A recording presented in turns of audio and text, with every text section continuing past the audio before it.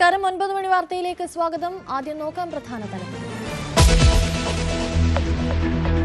വീണാട്ടിക്ക് കുരുക്ക് മുറുക്കാനേടി മറ്റൊരാളുടെ പേരിലെ SIM card ഉപയോഗിച്ച് അനധികൃത പണമിടപാടുകൾ നടത്തിയെന്ന് കണ്ടെത്തൽ. സിം കാർഡുകൾ ഉപയോഗിച്ചത് ഇന്റർനെറ്റ് കോളുകൾക്ക്, കാർഡ് എടുത്തത് നന്ദുലാലിന്റെ പേരിൽ. വീണയുടെ ഹവാല ഇടപാടിലും വ്യാജ സിമ്മിലും കൂടുതൽ അന്വേഷണം. കരുവാറ്റയിലെ കൗമാരക്കാരുടെ കൊട്ടേഷൻ കൊലപാതകത്തിൽ വ്യക്തത വരുത്താൻ കൂടുതൽ അന്വേഷണം. പ്രതികളായ കൗമാരക്കാരെ കസ്റ്റഡിയിൽ വാങ്ങാൻ പോലീസ്. 13 വയസ്സുകാരിക്ക് കൌൺസിലിംഗ് നൽകും.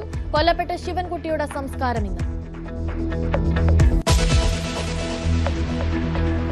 ഇടമലയാർ ആനവേട്ട കസ്റ്റഡി മർദ്ദന കേസിൽ IFS ദമ്പതികളെ പ്രോസിക്യൂട്ട് ചെയ്യാൻ അനുമതി. IFS ഉദ്യോഗസ്ഥരായ ടി ഉമ, ഭർത്താവ് R കമലഹാർ ഉൾപ്പെടെ 8 പേരെ പ്രോസിക്യൂട്ട് ചെയ്യും.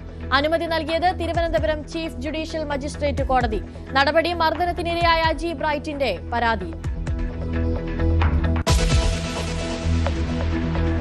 മുട്ടിൽ മരമുറി കേസ് ഇന്ന് ഹൈക്കോടതിയിൽ. അന്വേഷണം റദ്ദാക്കണമെന്നാവശ്യപ്പെട്ട് അഗസ്റ്റിൻ സഹോദരന്മാർ നൽകിയ ഹർജി പരിഗണിക്കും. കശുവണ്ടി വികസന കോർപ്പറേഷൻ അഴിമതി കേസും ഇന്ന് പരിഗണനയ്ക്ക്. കേസ് റദ്ദാക്കണമെന്ന് R ചന്ദ്രശേഖരനും രതീഷും. ADGP S ശ്രീജിത്ത് അനുമതിയില്ലാതെ വിദേശയാത്ര നടത്തിയതുമായി ബന്ധപ്പെട്ട കേസിൽ ആഭ്യന്തര സെക്രട്ടറി ഇന്ന് ഹൈക്കോടതിയിൽ ഹാജരാകും.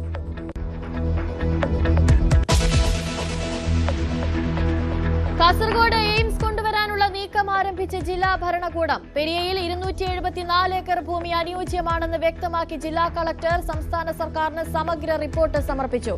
റീസർവേ, ഡിജിറ്റൽ സ്കെച്ച്, ഡ്രോൺ ദൃശ്യങ്ങൾ, ചിത്രങ്ങൾ എന്നിവയും പ്രപ്പോസലിനൊപ്പം. News 18 exclusive. കണ്ണൂർ മാലൂരിൽ കൃഷിയിടത്തിൽ പുലി കുടുങ്ങി. അകപ്പെട്ടത് സ്വകാര്യ വ്യക്തിയുടെ പറമ്പിലെ പന്നിക്കണിയിൽ. സംഭവം ഇന്ന് പുലർച്ചെ. കേരളത്തിലെ തീരദേശത്ത് കള്ളക്കടൽ മുന്നറിയിപ്പ്. താഴ്ന്ന പ്രദേശങ്ങളിൽ വെള്ളം കയറാനും കടലാക്രമണത്തിനും സാധ്യത. ബീച്ചിലേക്കുള്ള യാത്രകൾ ഒഴിവാക്കണം. മുന്നറിയിപ്പുമായി സമുദ്ര വികസന വിശകലനം കേന്ദ്രം. മക്ക കരാർ വിപുലീകരിക്കാൻ ചർച്ചകൾ സജീവമാക്കി പാകിസ്ഥാനും തുർക്കിയും. നീക്കം ഇസ്ലാമിക രാജ്യങ്ങളുടെ കൂട്ടായ്മയെന്ന ആശയം ഇറാൻ മുന്നോട്ട് വച്ചിരിക്കെ പൊതുശത്രുവിനെതിരെ സുന്നി ഷിയ വിഭാഗങ്ങൾ ഒന്നിക്കണമെന്ന് വികാരം.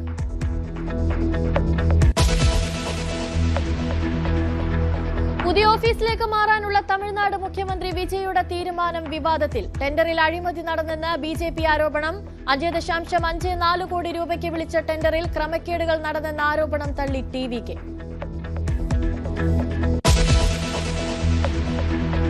മെസ്സിയെ കേരളത്തിലെത്തിക്കാൻ നടത്തിയ നീക്കങ്ങൾക്കിടെ സ്പോൺസർമാർ GST ക്രമക്കേട് നടത്തിയിട്ടുണ്ടെന്ന് ഉറപ്പിച്ച് ധനവകുപ്പ്. വിവിധ വകുപ്പുകളുടെ മേൽനോട്ടത്തിൽ സമഗ്ര അന്വേഷണം പുരോഗമിക്കുന്നു. അന്വേഷണം EDക്ക് കൈമാറുന്ന കാര്യത്തിൽ അന്തിമ തീരുമാനം വൈകാതെ. കേരള ക്രിക്കറ്റ് ലീഗ് 3ാം സീസൺ ഇന്ന് തുടക്കം. കാര്യവട്ടം ഗ്രീൻഫീൽഡ് സ്റ്റേഡിയം വേദിയാകും. മത്സരത്തിന് സജ്ജമായി 6 ടീമുകൾ.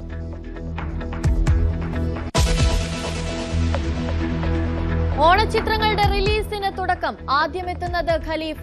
കവിതാ തിയേറ്ററിൽ ചിത്രം കാണാൻ നായകൻ പൃഥ്വിരാജും. മോഹൻലാലിന്റെ കാമിയോ ഉൾപ്പെടെ തിയേറ്ററുകളിലേക്ക്.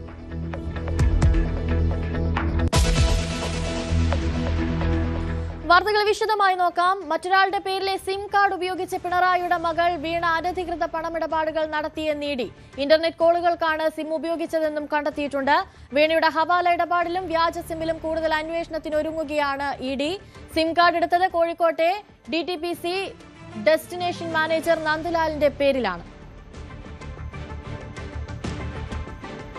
ഡാനി പോൾ ചേരുന്നുണ്ട് കൂടുതൽ വിവരങ്ങളുമായി. ഡാനി, ഓരോ ദിവസം കൂടുന്തോറും വീണയ്ക്കെതിരെ കൂടുതൽ തെളിവുകൾ പുറത്തു വന്നുകൊണ്ടിരിക്കുകയാണ്. ഇപ്പോൾ ഏറ്റവും പുതിയതായി പുറത്തു വന്നിരിക്കുന്നത് നന്ദുലാലിന്റെ മൊഴിയാണ്. വീണയും റിയാസും പറഞ്ഞിട്ടാണ് ഈ സിം കാർഡ് എടുത്തത്. എന്നാൽ അതിന്റെ കാരണം എന്തായിരുന്നു? എന്തുപയോഗത്തിനാണ് അവർ സിം കാർഡ് എടുക്കാൻ പറഞ്ഞത് എന്നുള്ള കാര്യത്തിൽ തനിക്കും വലിയ അറിവില്ല എന്നാണ് നന്ദു മൊഴി നൽകിയിരിക്കുന്നത്. ഇതിൽ കൂടുതൽ അന്വേഷണത്തിലേക്ക് ED ഇപ്പോൾ കടക്കുകയാണല്ലേ?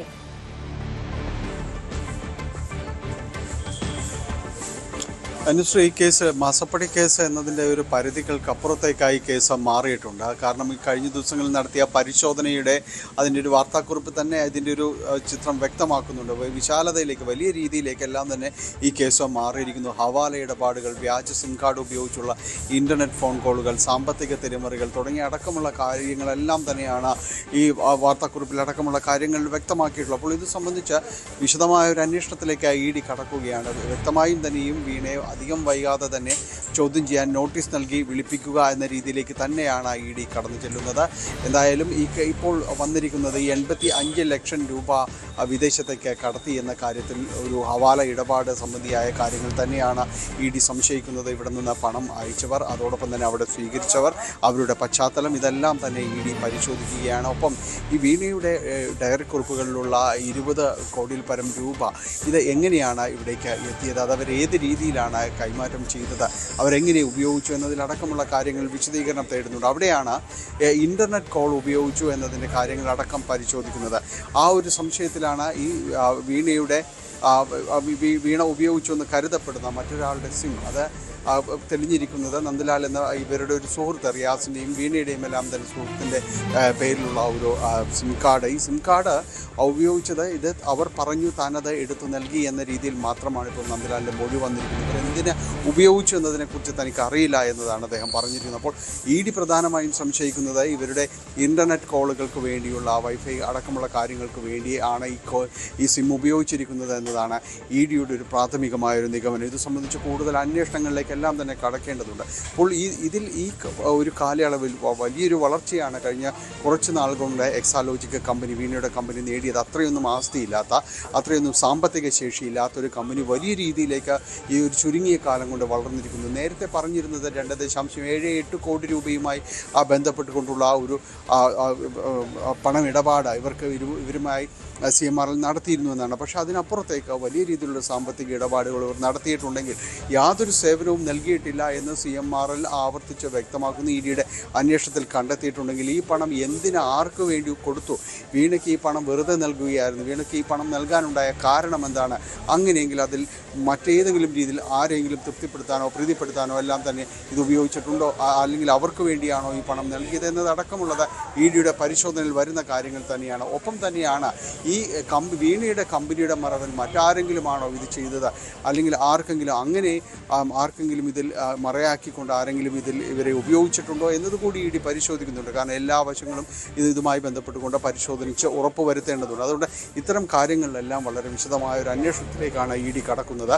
ഏതായാലും വരും ദിവസങ്ങളിൽ തന്നെ ED ഇതുമായി ബന്ധപ്പെട്ടുകൊണ്ട് ചോദ്യം ചെയ്യലടക്കം ഹാജരാകാൻ വീണയ്ക്ക് നോട്ടീസ് നൽകും. അതോടൊപ്പം തന്നെ ഭർത്താവും മുൻമന്ത്രിയും MLAയുമായ മുഹമ്മദ് റിയാസിനും ചോദ്യം ചെയ്യാനുള്ള നോട്ടീസ് നൽകും എന്ന് തന്നെയാണ് EDയിൽ നിന്നുള്ള സൂചനകളുള്ളത്. കാരണം അദ്ദേഹത്തിൻ്റെ സുഹൃത്തുക്കളെ അടക്കം ഈ കഴിഞ്ഞ ദിവസങ്ങളിൽ അവർ വീടുകളും ഓഫീസുകളടക്കം പരിശോധിച്ചിരുന്നു. അപ്പോൾ കുറേയധികം വിവരങ്ങളും വിശദാംശങ്ങളും ശേഖരിക്കപ്പെട്ടിരുന്നു. ഒപ്പം തന്നെയാണ് ഇവിടെ നിന്നെല്ലാം തന്നെ ഇവരുമായി ബന്ധപ്പെട്ട ചില ഡിജിറ്റൽ തെളിവുകൾ കൂടി കണ്ടെടുത്തിട്ടുണ്ട് എന്നതടക്കമുള്ള കാര്യങ്ങൾ പറയുന്നുണ്ട്. അപ്പോൾ ഇതെല്ലാം കൂടുതൽ അന്വേഷണത്തിലും എല്ലാം തന്നെ വരേണ്ടതുണ്ട്. അതുകൊണ്ട് റിയാസിൻ്റെ അടക്കമുള്ള ചോദ്യം ചെയ്യൽ ഈ കേസുമായി ബന്ധപ്പെട്ടുകൊണ്ട് അനിവാര്യതയിലേക്ക് നീളുമ്പോൾ വൈകാതെ തന്നെ ഈ നടപടികളിലേക്കെല്ലാം ED കടക്കുമെന്ന് തന്നെയാണ് പ്രതീക്ഷിക്കുന്നത്. അതായത് ഇപ്പോൾ ED പ്രധാനമായും അന്വേഷണ പരിധിയിൽ വെച്ചിരിക്കുന്നത് ഹവാല ഇടപാടുകൾ, ഈ റിയാസും വീണയും ചേർന്ന് ഹവാല ഇടപാടുകൾ നടത്തിയിരുന്നു. അതായത് പിണറായി മുഖ്യമന്ത്രി ആയിരുന്ന സമയത്ത് ആ പൊളിറ്റിക്കൽ കോണ്ടാക്റ്റുകൾ വെച്ച്, പൊളിറ്റിക്കൽ കണക്ഷൻസ് വെച്ച് ഹവാല ഇടപാടുകൾ നടന്നിരുന്നു. ഈ പണം 85 ലക്ഷം രൂപ ദുബായിലേക്ക് കൊടുത്തു എന്ന് പറയുന്നത് ആർക്കാണ് കൊടുത്തത്, എന്തിനാണ് കൊടുത്തത്, അതുപോലെ തന്നെ ഈ വ്യാജ സിം കാർഡ് ഉപയോഗിച്ചത് എന്തിനാണ്, ഇത്രയും കാര്യങ്ങളിലല്ലേ ഇപ്പോൾ പരിശോധന നടന്നുകൊണ്ടിരിക്കുന്നത്?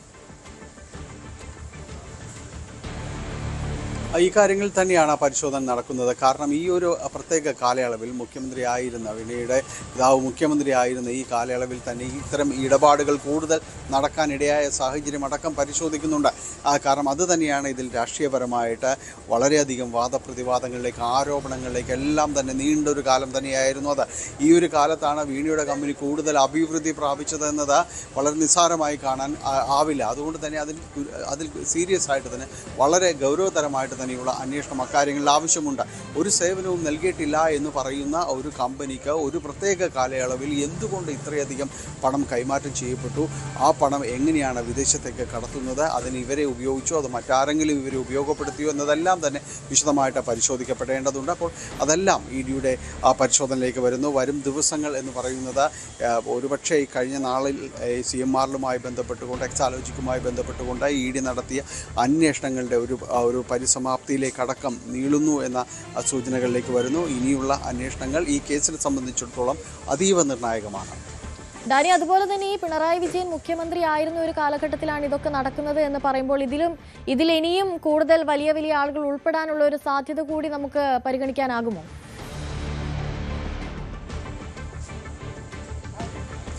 കൂടുതൽ ഇഡി അന്വേഷണത്തിലായിരിക്കും അത്തരം കാര്യങ്ങൾ വ്യക്തമാകുന്നത്. ഇഡി അന്വേഷണം ഈ കാര്യങ്ങളിലേക്കെല്ലാം തന്നെ നീളുന്നുണ്ട്. ഇഡി വ്യക്തമായിട്ട് തന്നെ ഈ കാലയളവ് സംബന്ധിയായ കാര്യങ്ങളിൽ കൂടുതൽ അന്വേഷണത്തിലേക്കും നീങ്ങുകയാണ്. അതെല്ലാം കൂടുതൽ ആളുകളുണ്ടോ, കൂടുതൽ പേരുകളുണ്ടോ, കൂടുതൽ ആളുകൾ ഉൾപ്പെട്ടിട്ടുണ്ടോ എന്നതെല്ലാം തന്നെ ഇഡിയുടെ ഇനിയുള്ള അന്വേഷണത്തിനെ ആശ്രയിച്ചിരിക്കും. ഏതായാലും ഇനി കൂടുതൽ ചോദ്യം ചെയ്യലുണ്ടാകുമെന്ന കാര്യത്തിൽ ഉറപ്പാണ്. അതിനുശേഷമായിരിക്കും കൂടുതൽ വ്യക്തതയിലേക്ക് ഇതുമായി ബന്ധപ്പെട്ടുകൊണ്ട് നീങ്ങുക. ഡാനി, അതുപോലെ തന്നെ ഈ മുഹമ്മദ് റിയാസിന്റെ പ്രതികരണം കൂടി ഇപ്പോൾ പുറത്തു വന്നിരുന്നു. തെറ്റ് ചെയ്യാത്തതിനാൽ ആത്മവിശ്വാസത്തോടെ നിയമപരമായി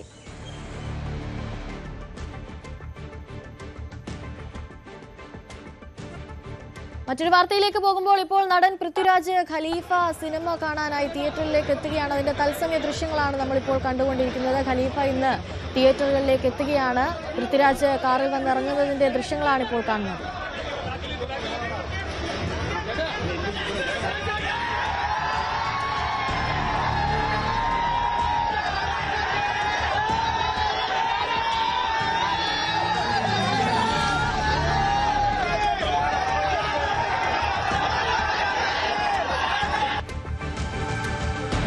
ഖലീഫ സിനിമയുടെ റിലീസ് കാണാനായി പൃഥ്വിരാജ് തിയേറ്ററിലേക്ക് എത്തുന്ന കാഴ്ചകളാണ് ഇപ്പോൾ കണ്ടത്. ഇന്നാണ് ഖലീഫ സിനിമ തിയേറ്ററുകളിലേക്ക് എത്തുന്നത്. ഓണം റിലീസായാണ് സിനിമ തിയേറ്ററുകളിലേക്ക് എത്തിയിരിക്കുന്നത്. ഇപ്പോൾ പൃഥ്വിരാജ് എത്തിയിരിക്കുന്ന തത്സമയ ദൃശ്യങ്ങളാണ് നമ്മൾ കണ്ടത്. മറ്റൊരു വാർത്തയിലേക്ക് പോകുമ്പോൾ മക്ക കരാർ വിപുലീകരിക്കാൻ ചർച്ചകൾ സജീവമാക്കി പാകിസ്ഥാനും തുർക്കിയും. ഇസ്ലാമിക രാജ്യങ്ങളുടെ കൂട്ടായ്മയെന്ന ആശയം ഇറാൻ മുന്നോട്ട് വെച്ചിരിക്കുകയാണ്. നീക്കമെന്നതും ശ്രദ്ധേയമാണ്. പൊതുശത്രുവിനെതിരെ സുന്നി ഷിയ വിഭാഗങ്ങൾ ഒന്നിക്കണമെന്ന വികാരം വർദ്ധിച്ചു വരുന്നുവെന്നതും വലിയ മാറ്റങ്ങൾക്ക് വഴിവെച്ചേക്കും. വിനോദ് ചേരുന്നുണ്ട് വിവരങ്ങളുമായി. വിനോദ്, ഇപ്പോൾ മക്ക കരാർ വിപുലീകരിക്കാൻ ചർച്ചകൾ സജീവമാക്കിയിരിക്കുകയാണ്. ഇത് കൂടുതൽ വിപുലീകരിക്കുമ്പോൾ, കൂടുതൽ ആക്റ്റീവ് ആകുന്നതോടുകൂടി അത് എത്രത്തോളം സ്വാധീനിക്കും കാര്യങ്ങളെയൊക്കെ, അത് എത്രത്തോളം മോശമായ രീതിയിൽ ബാധിക്കുമെന്ന് നമുക്ക് കരുതാനാകുമോ?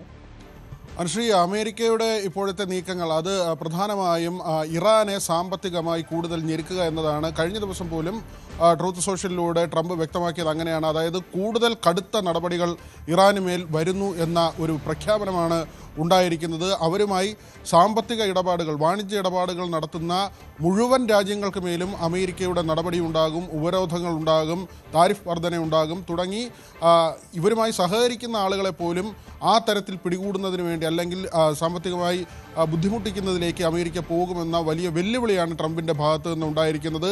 ഈ ഒരു സാഹചര്യത്തിലാണ് നമ്മൾ ഈ മുസ്ലിം നാറ്റോ എന്നൊക്കെ നേരത്തെ പറഞ്ഞത്. അതിനപ്പുറത്തേക്ക് മക്ക കരാർ ആദ്യം യാഥാർത്ഥ്യമാകുന്നു. ആ രാജ്യങ്ങൾ 3 രാജ്യങ്ങളാണ്, തുർക്കിയും സൗദിയും പാകിസ്ഥാനും. ഈ 3 രാജ്യങ്ങൾക്ക് പുറമെ ഈജിപ്തിനെ കൂടി ഇതിലേക്ക് കൊണ്ടുവരാനുള്ള ചർച്ചകളാണ് ഇപ്പോൾ സജീവമാക്കിയിരിക്കുന്നത്. ഈജിപ്ത് ഔദ്യോഗികമായി ഇക്കാര്യത്തിൽ ഒരു നിലപാട് വ്യക്തമാക്കിയിട്ടില്ല. പക്ഷേ സുന്നി രാജ്യങ്ങളാണ്. അത് തീർച്ചയായും ഭാവിയിൽ ഈജിപ്ത് ഇതിലേക്ക് വരും എന്ന പ്രതീക്ഷ തന്നെയാണ് വെച്ച് പുലർത്തുന്നത്. തുർക്കിയും പാകിസ്ഥാനുമാണ് ഇതിനുവേണ്ടി സജീവമായ ചർച്ചകൾ നടത്തുന്നത്.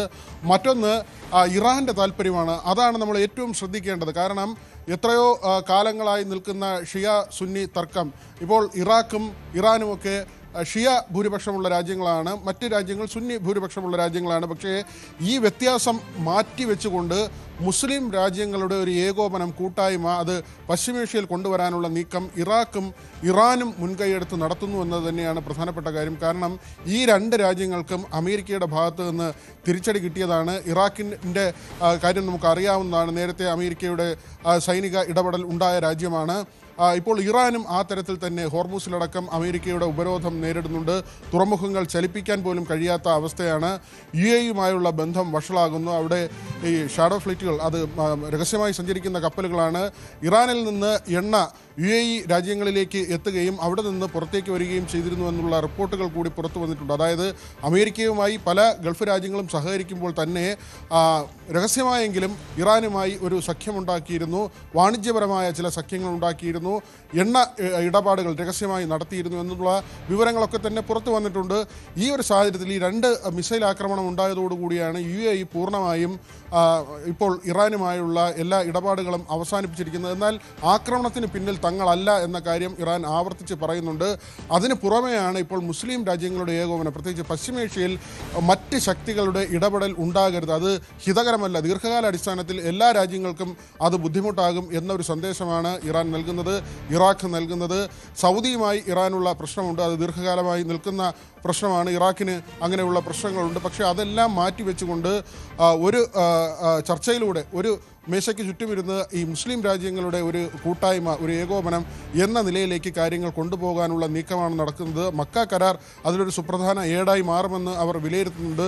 ഇപ്പോൾ ഹൂത്തികളുടെയൊക്കെ ഭാഗത്ത് നിന്ന് സൗദി അറേബ്യയ്ക്ക് നേരെ ആക്രമണം ഉണ്ടായെങ്കിലും തുർക്കിയോ പാകിസ്ഥാനോ ആ വിഷയത്തിൽ ഇടപെട്ടിട്ടില്ല. ആ കരാർ അനുസരിച്ചാണെങ്കിൽ ഇടപെടേണ്ടതാണ്, പക്ഷേ ഇടപെട്ടിട്ടില്ല. പക്ഷേ ഇതൊക്കെ താൽക്കാലികമായ പ്രതിഭാസമാണ്. പിന്നീട് ഈ രാജ്യങ്ങളുടെ എല്ലാം തന്നെ ഒരു ഐക്യമുണ്ടാകും, അതോടുകൂടി ഈ പരസ്പരം ആക്രമിക്കുന്ന സാഹചര്യങ്ങൾ ഒഴിവാകും എന്ന ഒരു വിലയിരുത്തലിലേക്ക് കൂടി ഈ രാജ്യങ്ങൾ ഇപ്പോൾ പോകുന്നുണ്ട്. അനുശ്രീ, വിനോദ്, അതുപോലെ തന്നെ ഇസ്ലാമിക രാജ്യങ്ങളുടെ ഒരു കൂട്ടായ്മ എന്നുള്ള രീതിയിലാണ് ഈ മക്ക കരാർ കൂടുതൽ വിപുലീകരിക്കാനുള്ള ചർച്ചകൾ പുരോഗമിക്കുന്നത്. അങ്ങനെ ഒരു കൂട്ടായ്മ ഉണ്ടായാൽ അത് ഏതൊക്കെ രീതിയിലായിരിക്കും ബാധിക്കുക? ഇപ്പോൾ തന്നെ അതിൻ്റെ ചില പ്രതിഫലനങ്ങൾ കണ്ടു തുടങ്ങിയിട്ടുണ്ട്. നാറ്റോയിൽ തുർക്കിയുടെ സാന്നിധ്യം അത് സംബന്ധിച്ച് പല തർക്കങ്ങൾ നിലനിൽക്കുന്നുണ്ട്. നാറ്റോയിൽ നിന്ന് അങ്ങനെ ഏകപക്ഷീയമായി ആരെങ്കിലും പുറത്താക്കാൻ കഴിയില്ല, പുറത്തു വരേണ്ട രാജ്യങ്ങൾക്ക് പുറത്തു വരാം. പക്ഷേ തുർക്കി വലിയ താല്പര്യം പല കാര്യങ്ങളിലും നാറ്റോയുടെ നിലപാടുകളുമായി ചേർന്ന് പല കാര്യങ്ങളിലും അങ്ങനെ താല്പര്യം കാണിക്കുന്നില്ല എന്നത് വളരെ ശ്രദ്ധേയമായ ഒന്നാണ്. അവിടെയാണ് ഈ മക്ക കരാറിൻ്റെ പ്രസക്തി വരുന്നത്. ഇവിടെ ഇങ്ങനെ ഒരു ത്രിരാഷ്ട്ര സഖ്യം വരുമ്പോൾ അത് കൂടുതൽ രാജ്യങ്ങൾ ഈ സഖ്യത്തിലേക്ക് വരുമെന്ന് തന്നെയാണ് അവർ പ്രതീക്ഷിക്കുന്നത്. കാരണം നാറ്റോ പോലൊരു സഖ്യം, അങ്ങനെ യൂറോപ്യൻ രാജ്യങ്ങളും അമേരിക്കയും കാനഡയും ഒക്കെ ഉൾപ്പെടുന്ന ഒരു സംവിധാനം ഉള്ളതുപോലെ മുസ്ലിം രാജ്യങ്ങളുടെ ഏകോപനത്തിന് വേണ്ടി അവിടെയാണ് ഈ ഷിയ സുന്നി തർക്കങ്ങൾ, അത് ചരിത്രപരമാണ് അങ്ങനെയുള്ള തർക്കം, ആ തർക്കം പോലും മാറ്റിവെച്ചുകൊണ്ടുള്ള നിലയിലേക്ക് കാര്യങ്ങൾ കൊണ്ടുവരാൻ ശ്രമിക്കുന്നുണ്ട്. ഈ ലോകത്തെ കണക്ക് പരിശോധിച്ചാൽ ഏതാണ്ട് 85% സുന്നികളാണുള്ളത്, ഷിയ ഒരു 15% ആണ് എന്നാണ് കണക്കാക്കുന്നത്. പക്ഷേ ഇവർ തമ്മിൽ ഈ ചിരവൈരികളാണ്, വിശ്വാസപരമായൊക്കെ തന്നെയുള്ള തർക്കങ്ങളുണ്ട്. പക്ഷേ ഇതെല്ലാം മാറ്റിക്കൊണ്ട് പശ്ചിമേഷ്യയിൽ പൂർണ്ണമായി ഒരു ഐക്യം, മുസ്ലിം രാജ്യങ്ങളുടെ ഒരു ഐക്യം, അവരുടെ വ്യാപാരം, പ്രത്യേകിച്ച് ഈ എണ്ണയുമായി ബന്ധപ്പെട്ടുള്ള വ്യാപാരം, അതിന് തടസ്സമുണ്ടാകാതിരിക്കുക, പരസ്പരം സഹകരിക്കുക, ട്രേഡ് അങ്ങനെ ശക്തിപ്പെടുത്തി കൊണ്ടുപോവുക എന്ന തരത്തിലുള്ള ആലോചനകൾ, അതിനിപ്പോൾ ഇറാൻ കൂടി മുൻകൈയെടുക്കുന്നു. കാരണം ഇതിൻ്റെ ഒരു അപകടം അവർ തിരിച്ചറിയുന്നു എന്ന് തന്നെയാണ്. ഒരുപക്ഷെ കുറച്ച് മാസങ്ങളോ അല്ലെങ്കിൽ ഒരു വർഷമോ പരമാവധി പോകുമ്പോഴേക്കും സാമ്പത്തികമായി വലിയ ബുദ്ധിമുട്ട് ഇറാൻ നേരിടേണ്ടി വരും. ഇപ്പോൾ തന്നെ 87% വരെയാണ് പണപ്പെരുപ്പം. അവിടെ വലിയ തോതിൽ ജനങ്ങൾ ആഹാരത്തിനൊക്കെ തന്നെ ബുദ്ധിമുട്ടുന്ന സാഹചര്യമുണ്ട്. പക്ഷേ യുദ്ധത്തിൻ്റെ കാര്യത്തിൽ അവർ ഒരു ഇഞ്ച് പോലും പിറകോട്ട് പോകുന്നില്ല. കരയുദ്ധം എന്നത് ഇപ്പോഴും അമേരിക്കയ്ക്ക് സ്വപ്നമായി തന്നെ അവശേഷിക്കുന്നു. മാത്രമല്ല ഈ നാവികസേനയുമായി ബന്ധപ്പെട്ട് അമേരിക്ക നേരിടുന്ന വെല്ലുവിളികളുണ്ട്. അവിടെ എബ്രഹാം ലിങ്കണിലൊക്കെ ഉണ്ടായ പ്രശ്നങ്ങൾ നമ്മൾ കഴിഞ്ഞ ദിവസം ചർച്ച ചെയ്തതാണ്. മാത്രമല്ല അമേരിക്കയുടെ പൊതുകടം വല്ലാതെ കൂടുന്നുണ്ട്. $40 ട്രില്യൺ എന്ന നിലയിലേക്ക് പൊതുകടം എത്തിയിട്ടുണ്ട്. ഇത് വലിയ അപകടകരമായ അവസ്ഥയാണെന്ന് സാമ്പത്തിക വിദഗ്ധർ ചൂണ്ടിക്കാട്ടുന്നു. അങ്ങനെ ഒരു സാഹചര്യത്തിൽ ഇങ്ങനെ ഒരു സാമ്പത്തിക പ്രതിസന്ധി ഉള്ളപ്പോൾ കൂടുതൽ പണം യുദ്ധത്തിന് ചെലവഴിക്കുക അമേരിക്കയെ സംബന്ധിച്ച് കൂടുതൽ വെല്ലുവിളിയുള്ള കാര്യമാണ്. അതുകൊണ്ട് തന്നെയാണ് ഏതെങ്കിലും വിധത്തിൽ ഹോർമൂസിൽ ഒരു സമാധാനം കൊണ്ടുവരിക, ഈ സംഘർഷം അവസാനിപ്പിക്കുക എന്നൊരു താല്പര്യം അമേരിക്ക മുൻകൈയെടുത്ത് നടത്തുന്നത്. പക്ഷേ ഹോർമൂസിലെ അധികാരം വേണം, അങ്ങനെ ഒരു മാപ്പ് പോലും അമേരിക്ക ഏറ്റവും ഒടുവിൽ പുറത്തിറക്കിയിരിക്കുന്നു എന്നതാണ്. അതിന് പുറമെയാണ് ഇപ്പോൾ ഇറാനെ കൂടുതൽ സാമ്പത്തിക ഉപരോധത്തിലേക്ക് തള്ളിയിടുമെന്ന ട്രംപിൻ്റെ പ്രഖ്യാപനമുണ്ടായിരിക്കുന്നത്. നെതന്യാഹു ആകട്ടെ ഈ യുദ്ധം എന്ന നിലയിൽ തന്നെയാണ് നിൽക്കുന്നത്. ഇസ്രായേലിലെ സർവേകൾ അതെല്ലാം തന്നെ നെതന്യാഹുവിൻ്റെ പാർട്ടി, അത് അടുത്ത ലിക്വിഡ് പാർട്ടി അടുത്ത അധികാരത്തിലേക്ക് എത്തില്ല എന്നുള്ള പ്രധാനപ്പെട്ട സർവേകൾ പുറത്തു വരുന്നുണ്ട്. ഇത് നെതന്യാഹുവിനെ സംബന്ധിച്ച് രാഷ്ട്രീയമായി കൂടുതൽ ബുദ്ധിമുട്ടുണ്ടാക്കുന്നുണ്ട്. അദ്ദേഹത്തിൻ്റെ സ്ഥാനം നഷ്ടപ്പെടുമെന്ന ആശങ്കയുണ്ട്. അതുകൊണ്ട് തന്നെ ഈ യുദ്ധം നിലനിർത്തിക്കൊണ്ട് രാജ്യത്തൊരു തീവ്രവികാരം ഉയർത്തിക്കൊണ്ട് വരിക എന്നൊരു തന്ത്രമാണ് നെതന്യാഹു ഇപ്പോൾ പയറ്റുന്നത്. പക്ഷേ ട്രംപ് അതിനൊപ്പം നിൽക്കുന്നില്ല എന്നതുകൂടി ഇതോടൊപ്പം ചേർത്ത് വായിക്കണം. ശരി, മക്ക കരാർ വിപുലീകരിക്കാനുള്ള ചർച്ചകൾ സജീവമാക്കിയിരിക്കുകയാണ് പാകിസ്ഥാനും തുർക്കിയും എന്നുള്ള വിവരങ്ങളാണ് പുറത്തുവരുന്നത്. വി വിനോദാണ് വിശദാംശങ്ങൾ നൽകിയത്. മറ്റൊരു വാർത്തയിലേക്ക് പോകുമ്പോൾ കണ്ണൂർ മാലൂരിൽ കൃഷിയിടത്തിൽ പുലി കുടുങ്ങി. പറമ്പിലെ പന്നിക്കെണിയിലാണ് കുടുങ്ങിയത്. ഇന്ന് പുലർച്ചെയാണ് സംഭവം. സുമേഷ് മൊറാഴ ചേരുന്നുണ്ട് വിവരങ്ങളുമായി. സുമേഷ്, ഈ പുലി കുടുങ്ങിയത് ജനവാസ മേഖലയിലാണോ? പുലി അവിടെ നിന്ന് മാറ്റാനുള്ള നടപടിക്രമങ്ങളൊക്കെ ഇപ്പോൾ ആരംഭിച്ചോ? അനുശ്രീ, ഏതായാലും ജനവാസ മേഖലയിൽ തന്നെയാണ് ഈ പുലി കുടുങ്ങിയത്. ഇന്ന് പുലർച്ചെയായിരുന്നു ഈ മാനൂർ പഞ്ചായത്തിന് ഓഫീസിന് സമീപത്തുള്ള പറമ്പിൽ ഈ പുലിയെ കുടുങ്ങിയ നിലയിൽ നാട്ടുകാർ കണ്ടെത്തുന്നത്. ഈ കേട്ടർന്ന നഗർ സ്വദേശിയായിട്ടുള്ള ഈ രാമകൃഷ്ണന്റെ ഉടമസ്ഥതയിലുള്ള പറമ്പാണ്. ഈ പറമ്പിലാണ് ഈ പുലി കുടുങ്ങിയത്. ഇവിടെ ഈ കാട്ടുപന്നി ഈ ശല്യം ഈ രൂക്ഷമായിട്ടുള്ള ഒരു പ്രദേശമാണ്. അതുകൊണ്ട് തന്നെ ഈ പന്നിയെ പിടികൂടുന്നതിനായി ഈ കെണി ഈ നാട്ടുകാരൊക്കെ ഒരുക്കിയിരുന്നു. ഈ കെണിയിലാണ് ഈ പുലി കുടുങ്ങിയത്. പുലി കുടുങ്ങിയ കാര്യം ഈ നേരത്തെ ഞാൻ സൂചിപ്പിച്ചതുപോലെ പ്രദേശവാസികളാണ് ഈ ആദ്യം കാണുന്നത്. പിന്നീട് ഈ ഫോറസ്റ്റ് ഉദ്യോഗസ്ഥരെയും ഈ പോലീസിനെയൊക്കെ വിവരം അറിയിക്കുകയായിരുന്നു. ഏതായാലും പുലിയെ പിടികൂടുന്നതിനുള്ള ഈ നടപടിക്രമങ്ങൾ ഇപ്പോൾ ആരംഭിച്ചിട്ടുണ്ട്. ഫോറസ്റ്റ് ഉദ്യോഗസ്ഥർ ഉൾപ്പെടെയുള്ള ആളുകൾ ഇവിടെ എത്തിയിട്ടുണ്ട്. വെറ്റിനറി സർജൻ ഉൾപ്പെടെയുള്ള ഉദ്യോഗസ്ഥർ അല്പസമയത്തിനുള്ളിൽ എത്തും. തുടർന്ന് ഈ ചീഫ് വൈൽഡ് ലൈഫിന്റെ ഉത്തരവ് ലഭിച്ചാൽ ഈ പുലിയെ മയക്ക് വെടിവെച്ച് പിടികെടാനുള്ള ഈ നടപടിക്രമങ്ങളാണ് ഈ ആരംഭിക്കുക. ഏതായാലും ഈ മയക്ക് വെടിവെച്ചതിന് ശേഷം ഈ വയനാട്ടിലേക്കായിരിക്കും ഈ പുലിയെ കൊണ്ടുപോകുക. അനുശ്രീ, ശരി, കണ്ണൂരിലാണ് സംഭവം. പന്നിക്കെണിയിൽ പുലി കുടുങ്ങി എന്നുള്ള വിവരങ്ങളാണ് പുറത്തുവരുന്നത്. കണ്ണൂരിൽ മാലൂരിലാണ് പുലി കുടുങ്ങിയത്. ഇന്ന് പുലർച്ചെയോടെയാണ് ഈ സംഭവം ഉണ്ടായത്. സുമേഷ് മൊറാഴയാണ് വിശദാംശങ്ങൾ നൽകിയത്. ആനക്കൂട്ടത്തിന് കടന്നുപോകാൻ രാജധാനി എക്സ്പ്രസ് നിർത്തിക്കൊടുക്കുന്നതിന്റെ ദൃശ്യങ്ങൾ സമൂഹ മാധ്യമങ്ങളിൽ തരംഗമാവുകയാണ്. അസമിലാണ് ആനക്കൂട്ടത്തിന് റെയിൽവേ ട്രാക്ക് മുറിച്ചു കടക്കാനായി ട്രെയിൻ നിർത്തിയിട്ടത്. അസം വനംവകുപ്പിന്റെ ലങ്ക റേഞ്ചിലെ ഉദ്യോഗസ്ഥരുടെ സംയോജിത ഇടപെടലാണ് അപകടം ഒഴിവാകാൻ സഹായകമായത്. രാജധാനി എക്സ്പ്രസിന്റെ ലോക്കോ പൈലറ്റും ലുണ്ടിംഗ് സ്റ്റേഷനിലെ കൺട്രോൾ റൂം ഇൻചാർജും സംയോജിതമായി ഇടപെട്ടു.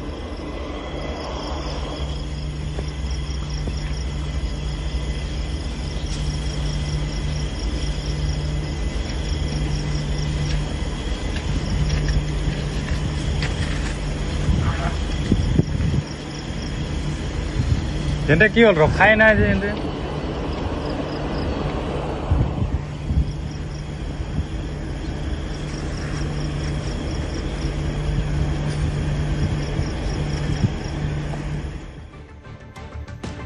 മുട്ടിൽ മരമുറി കേസിൽ ചോറ്റാനിക്കര മജിസ്ട്രേറ്റ് കോടതിയുടെ നടപടികൾ തൽക്കാലത്തേക്ക് തടയണമെന്നാവശ്യപ്പെട്ടുള്ള ഹർജി ഹൈക്കോടതി ഇന്ന് വീണ്ടും പരിഗണിക്കും. കേസിലെ പ്രതികളായ Roji Augustine, Anto Augustine, Josukutty Augustine എന്നിവർ നൽകിയ ഹർജിയാണ് പരിഗണിക്കുക. Sultan Bathery judicial first class magistrate കോടതിക്ക് മുന്നിലുള്ള വനം വകുപ്പിന്റെ കേസിന്റെ അന്തിമ അന്വേഷണ റിപ്പോർട്ട് സമർപ്പിക്കുന്നതുവരെ അമ്പലമേട് പോലീസ് രജിസ്റ്റർ ചെയ്ത കേസിന്റെ വിചാരണ നിർത്തിവെക്കണമെന്നാണ് ആവശ്യം.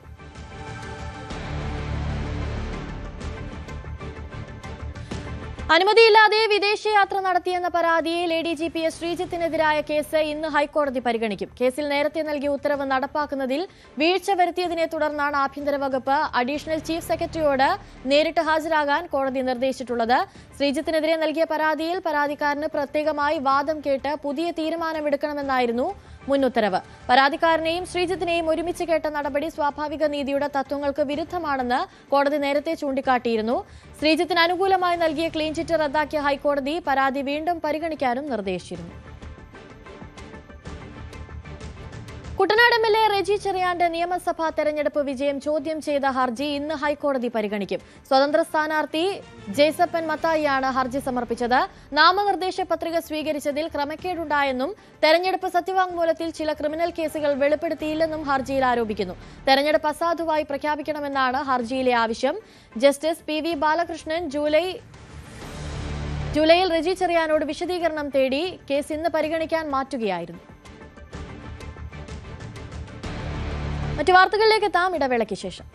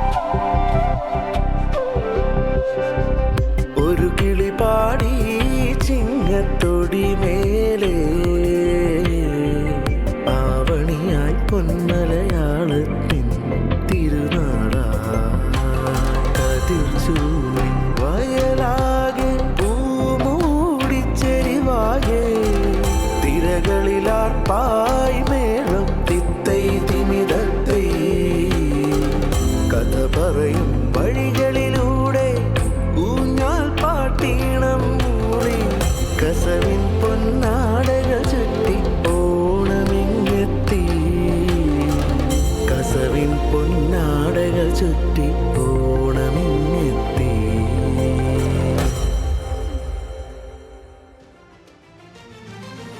അങ്ങനെ ഓണത്തിന് നമുക്ക് പാടാൻ ന്യൂസ് 18ന്റെ ഓണപ്പാട്ടും റെഡിയായി. News 18 consulting editor Leen B Jasmus വരികൾ എഴുതി ശ്രീനേഷ് എൽ പ്രഭു ഈണമിട്ടതാണ് ഈ മനോഹരമായ ഗാനം. വിനീത് എസ്തപ്പാനാണ് ആലപിച്ചിരിക്കുന്നത്. ഇതിനൊരു പ്രത്യേകതയുണ്ട്. ഇത്രയും നേരം അത് സസ്പെൻസ് ആക്കി വെച്ചതാണ് ഞങ്ങളുടെ deputy creative director SA Abhilash Kumar Kattakada. പൂർണ്ണമായി AI ഉപയോഗിച്ചാണ് ഈ ഗാനത്തിന്റെ ദൃശ്യാവിഷ്കാരം നടത്തിയത് എന്നതാണ് ആ പ്രത്യേകത.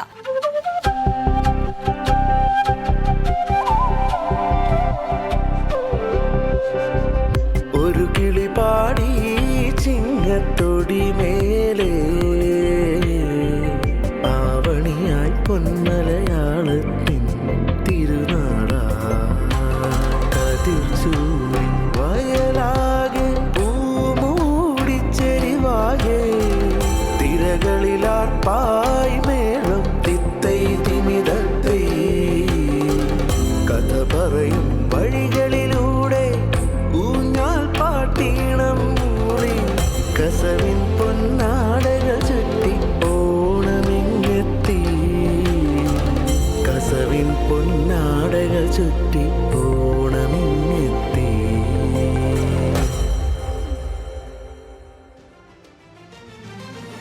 അങ്ങനെ ഓണത്തിന് നമുക്ക് പാടാൻ ന്യൂസ് 18ന്റെ ഓണപ്പാട്ടും റെഡിയായി. News 18 consulting editor Leen B Jasmus വരികൾ എഴുതി ശ്രീനേഷ് എൽ പ്രഭു ഈണമിട്ടതാണ് ഈ മനോഹരമായ ഗാനം. വിനീത് എസ്തപ്പാനാണ് ആലപിച്ചിരിക്കുന്നത്. ഇതിനൊരു പ്രത്യേകതയുണ്ട്. ഇത്രയും നേരം അത് സസ്പെൻസ് ആക്കി വെച്ചതാണ് ഞങ്ങളുടെ deputy creative director SA Abhilash Kumar Kattakada. പൂർണ്ണമായി AI ഉപയോഗിച്ചാണ് ഈ ഗാനത്തിന്റെ ദൃശ്യാവിഷ്കാരം നടത്തിയത് എന്നതാണ് ആ പ്രത്യേകത.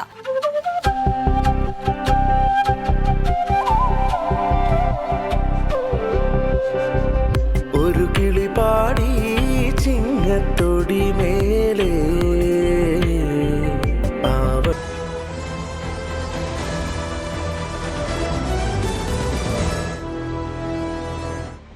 ഇടമലയാർ ആനവേട്ട കസ്റ്റഡി മർദ്ദന കേസിൽ IFS ദമ്പതികളെ പ്രോസിക്യൂട്ട് ചെയ്യാൻ അനുമതി. IFS ഉദ്യോഗസ്ഥരായ T ഉമ, ഭർത്താവ് R കമലഹാർ, വിജയാനന്ദ് ഉൾപ്പെടെ 8 പേരെയാണ് പ്രോസിക്യൂട്ട് ചെയ്യാൻ അനുമതിയുള്ളത്. തിരുവനന്തപുരം ചീഫ് ജുഡീഷ്യൽ മജിസ്ട്രേറ്റ് കോടതിയാണ് അനുമതി നൽകിയത്. മർദ്ദനത്തിനിരയായ അജി ബ്രൈറ്റിന്റെ പരാതിയിലാണ് നടപടി. ഡാൻ കുര്യൻ ചേരുന്നുണ്ട് കൂടുതൽ വിശദാംശങ്ങളുമായി. ഡാൻ, 2015 നടന്നൊരു സംഭവമാണിത്. അതിനിടയിൽ സർക്കാർ പ്രോസിക്യൂഷനുള്ള അനുമതി നിഷേധിക്കുന്ന സാഹചര്യമൊക്കെ ഉണ്ടായിരുന്നു. ഇപ്പോഴത്തെ ഇതിൽ പുതിയ നടപടി ഉണ്ടായിരിക്കുകയാണ്.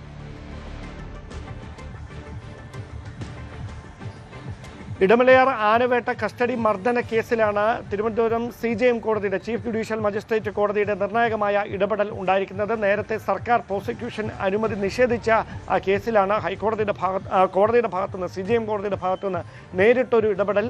IFS ദമ്പതികളായ T ഉമയെയും അതോടൊപ്പം അവരുടെ ഭർത്താവ് R കമലഹാറിനെയും വിജയാനന്ദും ഉൾപ്പെടെ 8 വനം വകുപ്പ് ഉദ്യോഗസ്ഥരെ, ഉന്നത ഉദ്യോഗസ്ഥർ ഉൾപ്പെടെയുള്ളവരെ പ്രോസിക്യൂട്ട് ചെയ്യാനുള്ള അനുമതി നൽകുന്ന സാഹചര്യം ഉണ്ടായിരിക്കുന്നത്. ഈ കേസ് റദ്ദാക്കണമെന്ന് ആവശ്യപ്പെട്ടുകൊണ്ട് IFS ദമ്പതികൾ ഹൈക്കോടതിയെ സമീപിച്ചെങ്കിലും ഹൈക്കോടതി ഹർജി തള്ളിയിരുന്നു. അതിനുശേഷമാണ് അജി ബ്രൈറ്റ് ഇതുമായി ബന്ധപ്പെട്ട തുടർ നടപടികൾ സ്വീകരിക്കണമെന്ന ആവശ്യം ചൂണ്ടിക്കാണിച്ചുകൊണ്ട് ഈ മർദ്ദനത്തിന് ഇരയായ അജി ബ്രൈറ്റ് കോടതിയെ സമീപിക്കുന്നത്. ആ ഹർജി പരിഗണിച്ചുകൊണ്ടാണ് CJM കോടതിയുടെ ഭാഗത്തുനിന്ന് നിർണായകമായ ഒരു ഇടപെടൽ ഈ കേസുമായി ബന്ധപ്പെട്ടുണ്ടായിരിക്കുന്നത്. 2015 ഈ കേസിന് ആസ്പദമായ സംഭവം. ഇടമലയാർ ആനക്കൊമ്പ് കേസുമായി ബന്ധപ്പെട്ട കസ്റ്റഡിയിലെടുത്ത അജി ബ്രൈറ്റിനെ അതിക്രൂരമായി IFS ദമ്പതികൾ ഉൾപ്പെടെയുള്ള വനം വകുപ്പിലെ 8 ജീവനക്കാർ ചേർന്ന് മർദ്ദിച്ചുവെന്നാണ് കേസ്. അതുമായി ബന്ധപ്പെട്ട ചില തെളിവുകളൊക്കെ ക്രൈംബ്രാഞ്ച് സംഘം, നിലവിൽ ഈ കേസ് അന്വേഷിക്കുന്ന ക്രൈംബ്രാഞ്ച് സംഘം ശേഖരിച്ചിരുന്നു. അതിനിടെയാണ് കോടതിയുടെ ഭാഗത്തുനിന്ന് ഈ IFS ഉദ്യോഗസ്ഥർ ഉൾപ്പെടെയുള്ള 8 പേരെ പ്രോസിക്യൂട്ട് ചെയ്യാനുള്ള അനുമതി കൂടി ഇപ്പോൾ നൽകിയിരിക്കുന്നത്. ശരി, ഡാൻ കുര്യനാണ് വിശദാംശങ്ങൾ നൽകിയത്. മറ്റൊരു വാർത്തയിലേക്ക് പോകുമ്പോൾ, മലപ്പുറം തിരൂരിൽ യുവതിയെ സഹോദരി ഭർത്താവ് ക്രൂരമായി മർദ്ദിച്ചതായി പരാതി. സംഭവത്തിൽ പയ്യനങ്ങാടി സ്വദേശി ഫൈസലിനെതിരെ പോലീസ് കേസെടുത്തു. മർദ്ദനത്തിന്റെ ഞെട്ടിക്കുന്ന ദൃശ്യങ്ങളും പുറത്തു വന്നിട്ടുണ്ട്.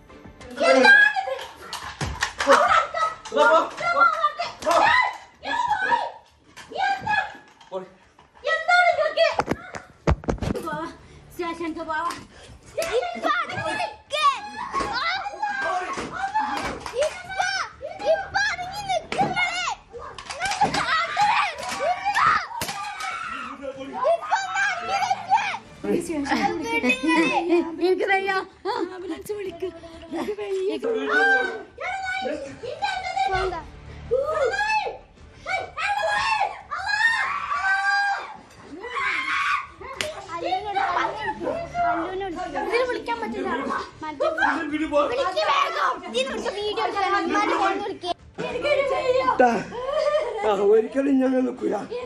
വി കെ ജിഷാദ് ചേരുന്നുണ്ട് മലപ്പുറത്ത് നിന്ന് കൂടുതൽ വിവരങ്ങളുമായി. ജിഷാദ്, ഈ ദൃശ്യങ്ങളിൽ നിന്ന് വ്യക്തമാണ് അതിക്രൂരമായ മർദ്ദനമാണ് ആ യുവതി നേരിട്ടിരിക്കുന്നത്.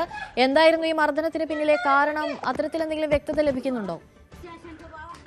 അവിഹിത ബന്ധങ്ങൾ സഹോദരിയുമായി പങ്കുവെച്ചതിനായിരുന്നു ഈ ക്രൂരമർദ്ദനം ഇറങ്ങിയത്. ഈ തിരൂര് ആണ് ഈ സംഭവം നടക്കുന്നത്. ഈ പയ്യനങ്ങാടി സ്വദേശി ഫൈസലിനെതിരെ തിരൂര് പോലീസ് കേസ് രജിസ്റ്റർ ചെയ്തിട്ടുണ്ട്. മർദ്ദനമേറ്റ ദൃശ്യങ്ങളും പുറത്തു വന്നിട്ടുണ്ട്.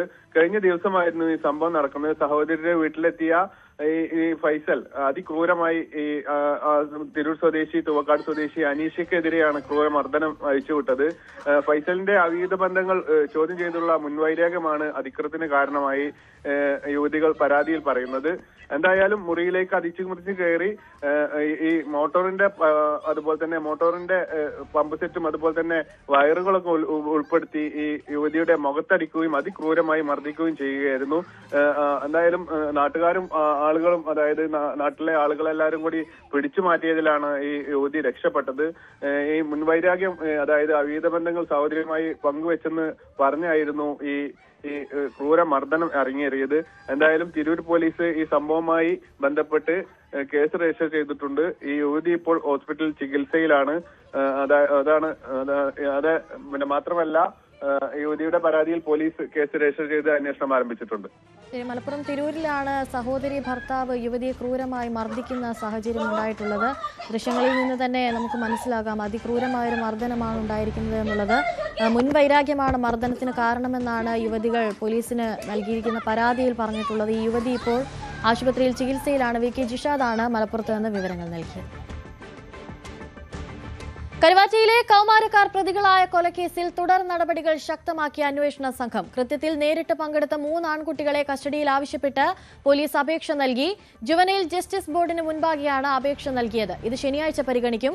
13-കാരിയെ വൈദ്യപരിശോധനയ്ക്കും കൌൺസിലിംഗിനും വിധേയമാക്കാനും കോടതിയുടെ അനുമതി തേടും. ലഹരി ഉപയോഗം ഉൾപ്പെടെ കുട്ടികൾക്കുള്ളതിനാൽ വിശദമായ ചോദ്യം ചെയ്യലും തെളിവെടുപ്പും ആവശ്യമാണ്.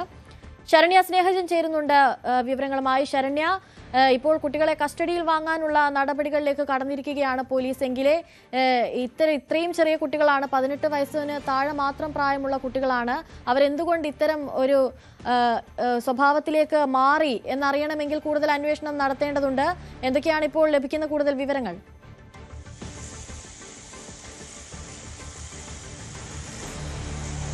അനുശ്രീ, നമുക്കറിയാം വളരെ ഗൗരവമേറിയ ഒരു കേസാണ് ഇത്. കാരണം 13 വയസ്സുള്ള ഒരു പെൺകുട്ടിയാണ് ഇത്തരത്തിലൊരു കൊലപാതകത്തിന്റെ ആസൂത്രണം നടത്തുകയും കൗമാരക്കാരായ ആളുകളാണ് അതിൽ ഏർപ്പെടുകയും ചെയ്തിട്ടുള്ളത്. ഈ കേസിനകത്ത് ഇപ്പോൾ കൂടുതൽ വിശദാംശങ്ങൾ തേടുന്നതിന് വേണ്ടി ഉള്ള ഈ കുട്ടികൾക്കായുള്ള കസ്റ്റഡി അപേക്ഷ ജുവനൈൽ കോടതി മുൻപാകെ ആലപ്പുഴ പോലീസ് സമർപ്പിക്കുകയാണ്. ശനിയാഴ്ച ഈ കസ്റ്റഡി അപേക്ഷ പരിഗണിക്കുമെന്നുള്ളതാണ് നമുക്ക് ലഭ്യമായിട്ടുള്ള വിവരം. ഇതിൽ ഏറ്റവും പ്രധാനപ്പെട്ടതെന്ന് പറയുന്നത് ഈ ആസൂത്രണവുമായി ബന്ധപ്പെട്ട് പല കാര്യങ്ങളും ഈ പെൺകുട്ടിയുടെ കുടുംബത്തിൽ നിന്ന് ചോദിച്ച് അറിയേണ്ടതായുണ്ട്. അത് ഇപ്പോൾ അമ്മയടക്കമുള്ള ആളുകൾ ചികിത്സയിലാണ്. അവരിൽ നിന്നുമൊക്കെ വിശദാംശങ്ങൾ തേടേണ്ടതുണ്ട്. അപ്പോൾ ഇതിനകത്ത് കുട്ടി പറഞ്ഞതുൾപ്പെടെയുള്ള ചില കാര്യങ്ങൾ പോലീസിന് വ്യക്തത വരുത്തേണ്ടതുണ്ട്. മറ്റൊന്ന് ഈ കുട്ടികളുടെ ലഹരി ഉപയോഗമാണ്. അതായത് ഇവരെല്ലാവരും തന്നെ ഈ കൊലപാതകം നടത്തുന്ന സമയത്ത് എത്തിയ 15, 16, 17 വയസ്സുള്ള 3 കുട്ടികൾ ലഹരി ഉപയോഗിച്ചിരുന്നു എന്നുള്ളത് അവരുടെ വാട്സപ്പ് ചാറ്റുകളിലൂടെ തന്നെ മനസ്സിലാക്കാൻ കഴിഞ്ഞിട്ടുണ്ട്. മാത്രമല്ല ഇവരെ രാസലഹരി ഉപയോഗിക്കുന്നവരാണ് എന്നുള്ള ഒരു വിവരം കൂടി പോലീസിന് ലഭ്യമായിട്ടുണ്ട്. ഇവരെ കേന്ദ്രീകരിച്ച ഒരു ഗ്രൂപ്പ് അവിടെ ഉണ്ട് എന്നുള്ളതാണ്. അതിലുള്ള 19-കാരനാണ് സ്വർണം കൈമാറുകയും ഒക്കെ ചെയ്തിട്ടുള്ളത്. അതുകൊണ്ട് തന്നെ ഈ വിഷയത്തിനകത്ത് കൂടുതൽ നടപടികളിലേക്ക്, അതിൽ കൂടുതൽ അന്വേഷണത്തിലേക്ക് പോകേണ്ടതുണ്ട്. എങ്ങനെയാണ് കൗമാരക്കാർക്ക് ലഹരി കിട്ടിയതുൾപ്പെടെയുള്ള കാര്യങ്ങൾ പോലീസിന് പരിശോധിക്കേണ്ടതുണ്ട്. കൊലപാതകത്തിൽ തന്നെ പല കാര്യങ്ങളും, അതായത് ഈ കുട്ടി പറഞ്ഞത് ഈ ശിവൻകുട്ടിയുമായി ബന്ധപ്പെട്ട ചില മോശം പെരുമാറ്റം ഉണ്ടായിട്ടുണ്ട് എന്ന് പറയുന്നുണ്ട് പോലീസ്. പക്ഷെ അത് മുഖവിലേക്ക് എടുത്തിട്ടില്ല. അതിനുള്ള കൗൺസിലിംഗ് കാര്യങ്ങളൊക്കെ അത് സ്ഥിരീകരിക്കുന്ന രീതിയിലേക്ക് മറ്റു കാര്യങ്ങൾ പോകേണ്ടതുണ്ട്. നേരത്തെ നമ്മൾ സൂചിപ്പിച്ചതുപോലെ തന്നെ ഈ കൊല്ലപ്പെടുന്നതിന് ദിവസങ്ങൾക്ക് മുമ്പ് ശിവൻകുട്ടിയും ഈ കുട്ടിയും തമ്മിൽ തർക്കം ഉണ്ടായിട്ടുണ്ട് എന്നുള്ളതാണ്. അത് ഈ വീട്ടിൽ നിന്ന് പണം എടുക്കുന്നതുമായി ബന്ധപ്പെട്ട ഈ പെൺകുട്ടിയെ ശിവൻകുട്ടി താക്കീത് ചെയ്തതടക്കമുള്ള കാര്യങ്ങൾ നമുക്ക് ലഭ്യമായി തുടങ്ങിയിട്ടുണ്ട്. അപ്പോൾ ആ രീതിയിൽ ഒരു തർക്കം, ഒരു പകയുണ്ടാക്കുന്ന രീതിയിൽ ഈ കുട്ടിയുമായി ഉണ്ടായിട്ടുണ്ട് എന്നുള്ളതാണ്. മറ്റൊന്ന്, 6 മാസം മുമ്പാണ് ശിവൻകുട്ടി ഈ കരുവാറ്റയിലെ വീട്ടിലേക്ക് എത്തിയിട്ടുള്ളത്. അതുകൊണ്ട് തന്നെ ആ വീട്ടിൽ എത്തിയ സമയത്തിന് ശേഷം ഈ കുട്ടിയുടെ സ്വതന്ത്രമായ ഒരു പോക്കുവരവുകളെ ഇയാൾ ചോദ്യം ചെയ്തിരുന്നു എന്നുള്ളതും മനസ്സിലാക്കാൻ കഴിയുന്നുണ്ട്. ഈ കുട്ടി 13-കാരിയാണെങ്കിലും ഈ കുട്ടിക്കും ലഹരി ഉപയോഗം ഉണ്ടായിരുന്നു എന്നുള്ളത് പോലീസിനോട് സമ്മതിച്ചിട്ടുണ്ട്. അപ്പോൾ മൊത്തത്തിൽ ഉള്ള കാര്യങ്ങളിനകത്ത് പല പരിശോധനകളും നടത്തേണ്ടിയിരിക്കുന്നു. ഇതിൽ തന്നെ നേരത്തെ ഏറ്റവും ഞെട്ടിച്ചൊരു കാര്യമെന്ന് പറയുന്നത് ഈ കൊലപാതകവുമായി ബന്ധപ്പെട്ട് ഈ 13-കാരിയാണ് മാസ്റ്റർ പ്ലാൻ തയ്യാറാക്കിയത് എന്നുള്ളതാണ്. അതായത് നേരത്തെ തന്നെ പണം എടുക്കാനുള്ള ശ്രമം നടത്തിയിരുന്നു. അതിനുശേഷം അത് പ്രശ്നമായി മാറും എന്നുള്ള ഘട്ടത്തിൽ കൊലപ്പെടുത്തി പണമെടുക്കുന്നതിന് വേണ്ടിയുള്ള ഇടപെടലുകളിലേക്ക് പോകുന്നു എന്നുള്ളതാണ്. അപ്പോൾ ആ രീതിയിൽ ഉള്ള ഒരു പ്ലാനിങ് ഈ കുട്ടിയുടെ ഭാഗത്തുനിന്ന് ഉണ്ടായിട്ടുണ്ട്. മാത്രമല്ല ഈ കുട്ടികൾക്ക് എല്ലാവർക്കും ഈ ലഹരിയുമായി ബന്ധപ്പെട്ടുള്ള കാര്യങ്ങളിലൊക്കെ എങ്ങനെ ഇത് സംഭവിക്കുന്നു, എങ്ങനെ കിട്ടി എന്നുൾപ്പെടെയുള്ള കാര്യങ്ങൾ പഠിക്കേണ്ടത്. അത്തരത്തിൽ ഗൗരവകരമായ ഒരുപാട് വിഷയങ്ങൾ കൂടിക്കലർന്ന ഒരു കേസാണിത്. കൂടുതൽ പ്രശ്നങ്ങൾ പരിഹരിക്കേണ്ടതായി അല്ലെങ്കിൽ കണ്ടെത്തേണ്ടതായി, പ്രത്യേകിച്ച് സമൂഹത്തെ തന്നെ ഞെട്ടിച്ചൊരു കേസാണ്. നമ്മുടെ കുട്ടികൾക്ക് എന്ത് സംഭവിക്കുന്നു എന്നുള്ള ചോദ്യം എല്ലാവരിലും ഉയർന്നു നിൽക്കുകയും ചെയ്യുന്നുണ്ട്. അപ്പോൾ ഇങ്ങനെ ഒരു സംഭവത്തിനകത്താണ് ഒരു ഗുരുതരമായ കൂടുതൽ വിവരങ്ങൾ തേടുന്ന അവസ്ഥയിലേക്ക് പോലീസ് എത്തിയിട്ടുള്ളത്. എന്തായാലും 13-ന് കസ്റ്റഡി അപേക്ഷ പരിഗണിക്കും. ശിവൻകുട്ടിയുടെ മൃതദേഹം ഇന്ന് കരുവാറ്റയിലെ വീട്ടുവളപ്പിൽ സംസ്കരിക്കും. അവിടെ നിർമ്മാണം നടക്കുന്ന ഒരു വീടിൻ്റെ മക്കൾക്കായി വാങ്ങിയ ഭൂമിയുണ്ട്. അതിലൊരു ഭൂമിയിലാണ് ഇന്നിപ്പോൾ സംസ്കാരം അടക്കമുള്ള നടപടിക്രമങ്ങൾ നടക്കുക. 11 മണിയോടെ സംസ്കാരം പൂർത്തിയാകും. പക്ഷേ അപ്പോഴും ഈ കേസിൽ അവശേഷിക്കുന്ന പല ചോദ്യങ്ങളുമുണ്ട്. കുട്ടികൾ എങ്ങനെ ഇങ്ങനത്തെ സാഹചര്യത്തിലേക്ക് എത്തി, ആ സാഹചര്യത്തിലേക്ക് വഴിതെളിച്ചവർ ആര്, അതിനകത്തു കൂടി ഉത്തരം കണ്ടെത്താനുള്ള ഒരു പരിശ്രമത്തിലാണ് പോലീസ്. ശരി, ശരണ്യ സ്നേഹജനാണ് വിവരങ്ങൾ നൽകിയത്. മറ്റു വാർത്തകളിലേക്ക് എത്താം ഇടവേളയ്ക്ക് ശേഷം.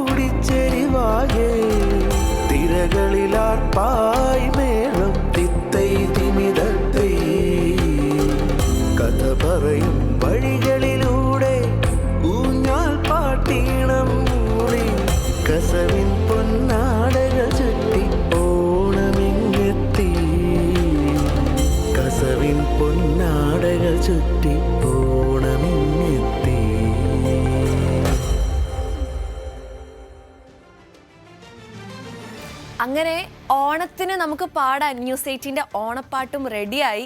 News 18 consulting editor Leen B Jasmus വരികൾ എഴുതി ശ്രീനേഷ് എൽ പ്രഭു ഈണമിട്ടതാണ് ഈ മനോഹരമായ ഗാനം. വിനീത് എസ്തപ്പാനാണ് ആലപിച്ചിരിക്കുന്നത്.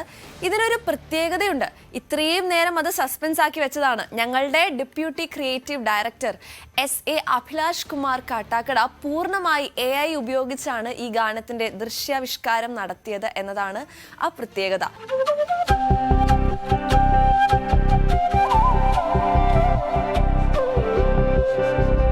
ഒരു കിളി പാടി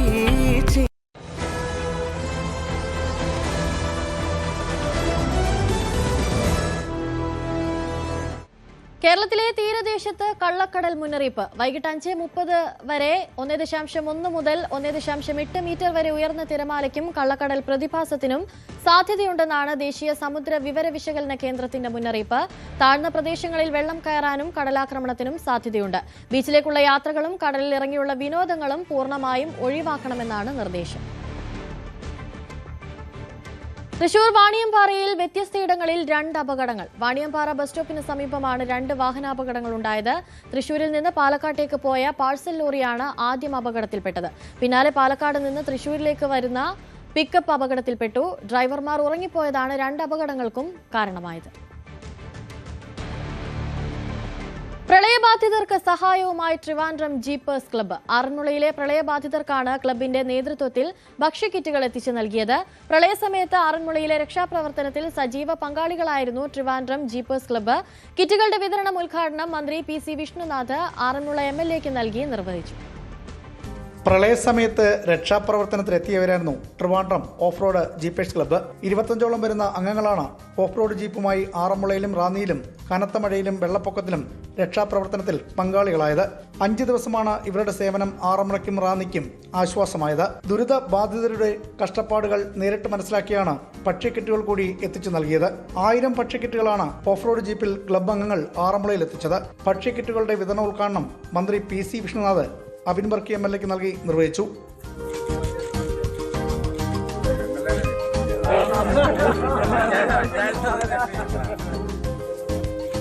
ഭക്ഷ്യക്കിറ്റുകൾ ആറന്മുള മണ്ഡലത്തിലെ ദുരിതബാധിതർക്ക് എം.എൽ.എയുടെ നേതൃത്വത്തിൽ പ്രവർത്തകർ നേരിട്ട് എത്തിച്ചു നൽകും. ന്യൂസ് 18 പത്തനംതിട്ട. ഓണമിങ്ങെത്തി.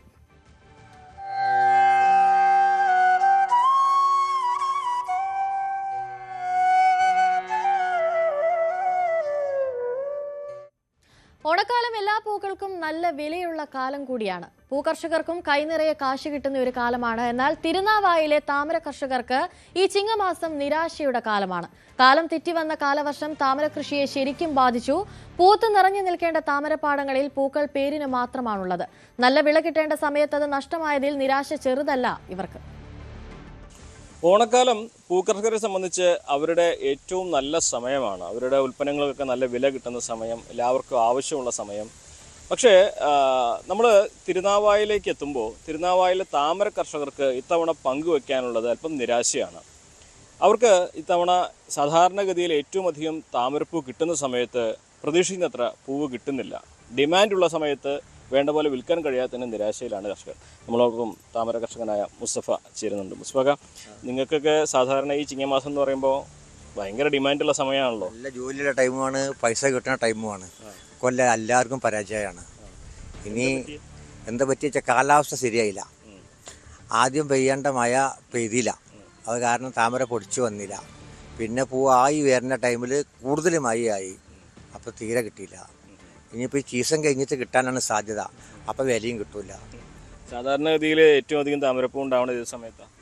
അത് ഈ മാസം ഉണ്ടാകുക. ഈ മാസം ചിങ്ങമാസം തുടങ്ങും. ചിങ്ങം കന്നി ഇഷ്ടം പോലെ പൂവുള്ള ടൈം, ആൾക്കാർക്ക് ആവശ്യമുള്ള ടൈമാണ്. കല്യാണങ്ങൾ, പൂരങ്ങൾ, അല്ല കല്യാണങ്ങളിൽ, ഓണത്തിൻ്റെ എല്ലാത്തിൻ്റെ. ഇനിയിപ്പോൾ ഇപ്പോഴത്തെ ഡിമാൻഡ് എത്ര ഉണ്ട്? വില ഇപ്പോൾ വില ഉള്ളത് ഒരു 10 റുപ്യ 12 റുപ്യ. അവിടുന്ന് ആണ്ട് തൊട്ട സീസൺ ആകുമ്പോൾ 20 റുപ്യ വില വരെ കിട്ടും. ഇപ്പോൾ പൂവില്ല, അതുകൊണ്ടാണ് അത്രയും വില. പൂ ഉണ്ടെങ്കിൽ അത്ര വില വരില്ല. ഒരു 200, 150, 200, 300 പൂവൊക്കെയാണ് ഓരോരുത്തർക്കുള്ളത്. ഇവിടുന്ന് എവിടേക്കൊക്കെ പോകാറ്? ഇവിടേക്ക് ബാംഗ്ലൂർക്ക് പോകുന്നുണ്ട്, ഗുരുവായൂർക്ക് പോകുന്നുണ്ട്, തൃശ്ശൂർക്ക് പോകുന്നുണ്ട്, ചെന്നൈക്ക് പോകുന്നുണ്ട്, എല്ലായിടത്തും പോകുന്നുണ്ട്. സാധാരണ തിരുനാവായ എന്ന് പറയുമ്പോൾ നമുക്ക് ഈ ഐതിഹ്യങ്ങൾ വലുതുണ്ടെങ്കിലും താമര കൃഷിയുടെ ഒരു കേന്ദ്രം കൂടിയാണല്ലോ തിരുനാവായ. ഏകദേശം എത്ര കർഷകരുണ്ടാവും ഇവിടെ? ഒരു 35ഓളം കർഷകരുണ്ട്. എത്ര ഏക്കറിലെ കൃഷി ഉണ്ടാവും? കൃഷി ഒരു 600-700 ഏക്കർ കൃഷി. എന്താ ഇത്ര ഈ തിരുനാവായിൽ താമര കൃഷി ഇത്ര വരാനുള്ളത്?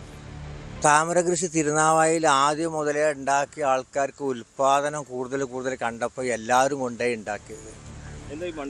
ആ മണ്ണിന് ഓരോ മണ്ണിന് പ്രത്യേകത ഉണ്ട്. ഒലിവില്ലാത്ത സ്ഥലത്ത്, ഉപ്പില്ലാത്ത സ്ഥലത്ത്, ഇങ്ങനത്തെ സ്ഥലത്തൊക്കെ പൂ ഉണ്ടാവുള്ളൂ. എല്ലായിടത്തും ഉണ്ടാവില്ല. അതുകൊണ്ടാണ് കൂടുതൽ ആൾക്കാർ ഇവിടെ. പിന്നെ കൂടുതൽ ടൈം വെള്ളം നിൽക്കുന്ന സ്ഥലമാവണം. അല്ല കുറഞ്ഞ ടൈമിൽ വെള്ളം നിൽക്കുന്ന സ്ഥലമായാൽ പൂ ഉണ്ടായി വരുമ്പോഴേക്കും വെള്ളം പറ്റിപ്പോകും. അപ്പോൾ അങ്ങനത്തെ സ്ഥലം പറ്റില്ല. നമുക്ക് ആ കാലം തെറ്റി വന്ന കനത്ത മഴയാണ് നമ്മളെ ചതിച്ചത്. ഇപ്പം മഴ നമ്മൾ ഈ കനത്ത മഴ നമ്മൾ ചതിച്ച്. അല്ലെങ്കിൽ നല്ല പൂ ഉണ്ടായിരുന്നു, പൈസയും കിട്ടിയിരുന്നു. അത്രേ ഉള്ളൂ. അങ്ങനെ കണ്ടു നിൽക്കുക, അല്ലാതെ നിവർത്തില്ല. വളക്കെടൽ കഴിഞ്ഞ് ചണ്ടിപ്പണി ഉണ്ട്. ആ പണിക്ക് കിട്ടണമെന്നുണ്ടെങ്കിൽ പൈസ കിട്ടണം. അതിന് ഇതില്ല, പൈസ കിട്ടേണ്ട ടൈമുകൾ നഷ്ടമാണ്. സീസണൊക്കെ കഴിഞ്ഞിട്ടേ പണിയെടുക്കുള്ളൂ. എന്താണെങ്കിലും ഇനിയുള്ള മാസങ്ങളിൽ അപ്പോൾ ഒരുപാട് പൂ ഉണ്ടാവാനുള്ള സാധ്യത ഉണ്ട്. പൂ ഉണ്ടാവും, പൂ ഇഷ്ടം പോലെ ഉണ്ടാവും. അപ്പോൾ അതിന് വില കുറയും. എല്ലായിടത്തും പൂ ഉണ്ടാവും. അപ്പോൾ ഒരേമാതിരി എല്ലായിടത്തും പൂ ഉണ്ടാകുമ്പോൾ വില കമ്മിയാവും. ഇഷ്ടം പോലെ പൂ. ഓണത്തിന് ചെണ്ടുമല്ലിക്ക് ഭയങ്കര ഡിമാൻഡാണ്. പക്ഷേ എല്ലായിടത്തും താമരപ്പും കുറേശ്ശെയൊക്കെ വാങ്ങിക്കുമല്ലോ. കുറേശ്ശെ വാങ്ങും, കുറേശ്ശെ വാങ്ങലുണ്ട്. അങ്ങനെയൊക്കെ എല്ലായിടത്തേക്കും അപ്പോൾ എല്ലായിടത്തും പോകാനുണ്ട്. ഉണ്ട്. അത് സാധനം കൊടുക്കാനില്ല. ഇല്ല. അതാണ് ഇതിൻ്റെ ഒരു സങ്കടം.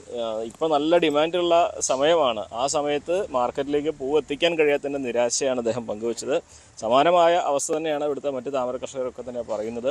ഇനി ഓണവും ഇതിൻ്റെ തിരക്കെല്ലാം കഴിഞ്ഞതിന് ശേഷം ഒരുപാട് പൂവുണ്ടാവും, പക്ഷെ അപ്പോൾ വേണ്ടത്ര ഡിമാൻഡ് ഉണ്ടാവുകയും ചെയ്യില്ല എന്നൊരു കാര്യം കൂടിയാണ് അവർക്ക് പങ്കുവെക്കാനുള്ളത്. CV Anumod, news 18. ഇപ്പോൾ ഷോൺ ജോർജ് മാധ്യമങ്ങളെ കാണുകയാണ്. അതിന്റെ തത്സമയ ദൃശ്യങ്ങളാണ്.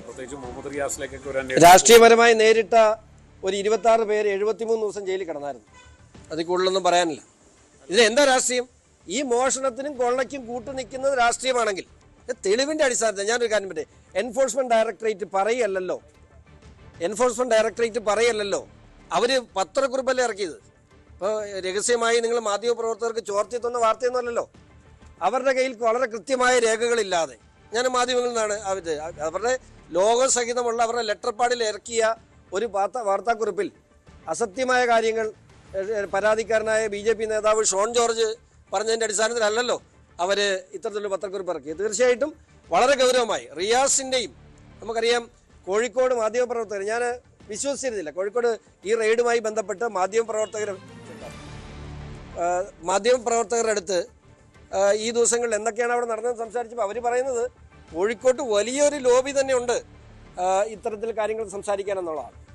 അല്ല, ഈ ഇത്തരം റിയാസുമായി ബന്ധപ്പെട്ട നിരവധി ആളുകൾ അവിടെ വലിയ സമ്പന്നന്മാരായി മാറി എന്നുള്ള വാർത്തയാണ് മാധ്യമപ്രവർത്തകരിൽ നിന്നും എടുത്തത്.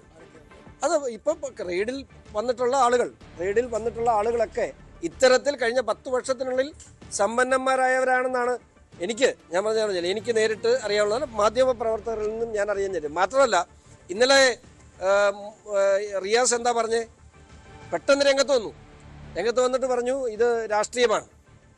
മുഹമ്മദ് റിയാസിന് എതിരെയുള്ള ആരോപണം എന്ന നിലയിലല്ല ഈ ആളുകൾ റെയ്ഡ് ചെയ്യപ്പെട്ടതാണോ? അല്ലല്ലോ. വീണയുടെ ഡയറിയിൽ നിന്നും ട്രാൻസാക്ഷൻ നടന്നു എന്ന് ബോധ്യപ്പെട്ടതിൻ്റെ അടിസ്ഥാനത്തിലല്ലേ ഇവർ റെയ്ഡ് വന്നത്. അപ്പോൾ റിയാസുമായി ബന്ധപ്പെട്ടല്ല റെയ്ഡ് വന്നത്.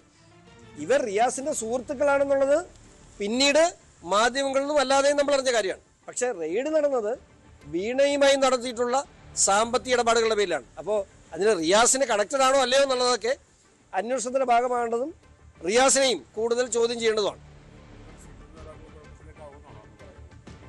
അല്ല, ഇപ്പം ഞാൻ പറയട്ടെ, ഈ കഴിഞ്ഞ കാലങ്ങളിൽ നമുക്ക് അഴിമതിയുടെ ആരോപണവിധേയമായ SLC ലാബിൽ, പ്രൈസ് വാട്ടർ കൂപ്പേഴ്സ്, പിന്നെ സ്വർണ്ണക്കടത്ത്, ഇപ്പോൾ ഇന്നത്തെ വിവരം അനുസരിച്ചും ഇന്നലെ വന്ന തെളിവുകളുടെ അടിസ്ഥാനത്തിലും സ്വപ്ന സുരേഷ് പറഞ്ഞ മുഴുവൻ കാര്യങ്ങളും ശരിയല്ലേ?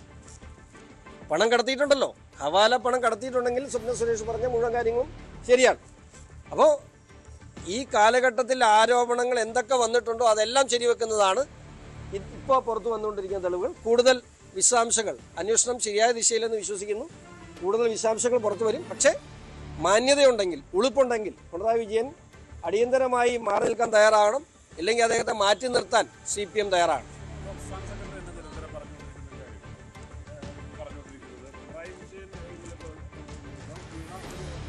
ഞാൻ ഒരു ഒറ്റ കാര്യം ചെയ്തേ, ഒരു ഇടപാട്, ഒരു സേവനം കൊടുക്കാതെ ഇവിടുത്തെ കമ്പനികൾ ഈ വീണയുടെ അക്കൗണ്ടിലോട്ട് എന്തിനാ പണം ഇടുന്നത്? മുഖ്യമന്ത്രിയായിട്ട് അച്ഛൻ ഇരിക്കുമ്പോൾ മകൾ നടത്തുന്ന സ്ഥാപനത്തിലേക്ക് ഒരു സേവനം നൽകാതെ പണം ഇടുന്നത് ഇനിയും പിണറായി വിജയനെ നിങ്ങൾക്ക് മനസ്സിലായില്ല, അല്ലെങ്കിൽ പിണറായി വിജയന് ഇതിനകത്ത് പ്രതിയാണെന്ന് മനസ്സിലായില്ലെങ്കിൽ കേൾക്കുന്ന നിങ്ങൾക്ക് എന്തോ കുഴപ്പമുണ്ട്, അല്ലാതെ എനിക്കത് പറയാനില്ല. കാരണം ഇപ്പോൾ ഷോൺ ജോർജ് PC ജോർജിൻ്റെ മകനാണ്. PC ജോർജ് ക്യാബിനറ്റ് പദവിയിലിരുന്ന സമയത്ത് ഒരു സേവനം ചെയ്യാതെ ഷോൺ ജോർജിന് ആരെങ്കിലും പൈസ തന്നാൽ അത് ഷോൺ ജോർജിനാണോ? ലോജിക്കലി ചിന്തിക്കും, അത് ഷോൺ ജോർജിനാണോ? അല്ല. ഈ യാതൊരു സേവനവും നൽകാതെ വീണ കൈപ്പറ്റിയുള്ള മുഴുവൻ പണവും പിണറായി വിജയൻ്റെ ആണ്. പിണറായി വിജയന് കൊടുത്ത കൈക്കൂലിയാണ്, ഈ നാടിനെ വിറ്റതാണ്. ഞാൻ പറയട്ടെ, തോറിയം ഈ നാട്ടിൽ നിന്നും കടത്തപ്പെട്ടിട്ടുണ്ടെങ്കിൽ നിങ്ങളിപ്പോൾ കാണുന്ന ഒരു മഞ്ഞുമലയുടെ മൂല മാത്രമാണ്. അത്രയായിരം കോടികൾ ഇവിടുന്ന് കടത്തപ്പെട്ടിട്ടുണ്ട്. അത്രയായിരം കോടികൾ ഈ നാടിനെ വിറ്റ് പിണറായി വിജയൻ ഉണ്ടാക്കിയിട്ടുണ്ട്. കാരണം അതായത് 50 കിലോ ആണ്. ഇപ്പോൾ ഈ അമേരിക്കയും ഇറാനും തമ്മിൽ നടത്തുന്ന യുദ്ധത്തിൻ്റെ അടിത്തറ എന്നാണെന്നറിയോ? 50 കിലോ യുറാനിയമാണ്. ആകപ്പാടെ ഇറാൻ്റെ കയ്യിലുള്ള 50 കിലോയാണ്. അതിനുവേണ്ടിയാണ് യുദ്ധം നടക്കുന്നത്. ഞാൻ പറഞ്ഞത് യുറാനിയം ഉണ്ടാക്കാൻ കഴിയുന്ന ശരി. CMRL വിഷയത്തിൽ മാധ്യമങ്ങളോട് പ്രതികരിക്കുകയായിരുന്നു BJP സംസ്ഥാന വൈസ് പ്രസിഡന്റായ ഷോൺ ജോർജ്. മറ്റൊരു വാർത്തയിലേക്ക് പോകുമ്പോൾ CMRL നിന്ന് വീണയ്ക്ക് സേവനത്തിൽ ലഭിച്ച പണം എന്റെ അക്കൗണ്ട് വഴി പലരുടെയും അക്കൗണ്ടുകളിലേക്ക് കൈമാറ്റം ചെയ്തു എന്ന വാർത്ത തെറ്റെന്ന് PA മുഹമ്മദ് റിയാസ് MLA. വാർത്തയ്ക്കെതിരെ നിയമ നടപടി സ്വീകരിക്കും. അടിസ്ഥാനരഹിതമായ വാർത്തകൾക്ക് മറുപടി നൽകുന്നില്ല. രാഷ്ട്രീയ വശങ്ങൾ പാർട്ടിയും താനും നേരത്തെ സൂചിപ്പിച്ചതാണെന്നും റിയാസ്.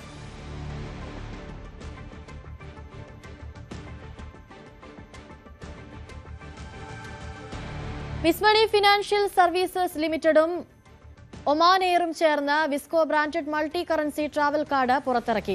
വിസ്മണിയുടെ പിൻ ടെക്നിക്കവും ഒമാൻ എയറിന്റെ ആഗോള നെറ്റ്വർക്കും ഒന്നിക്കുന്ന ഈ പങ്കാളിത്തത്തിലൂടെ പേയ്മെന്റുകൾ, റിവാർഡുകൾ, യാത്രാനുകൂല്യങ്ങൾ എന്നിവ ഇനി ഒറ്റ പ്ലാറ്റ്ഫോമിൽ ലഭ്യമാകും.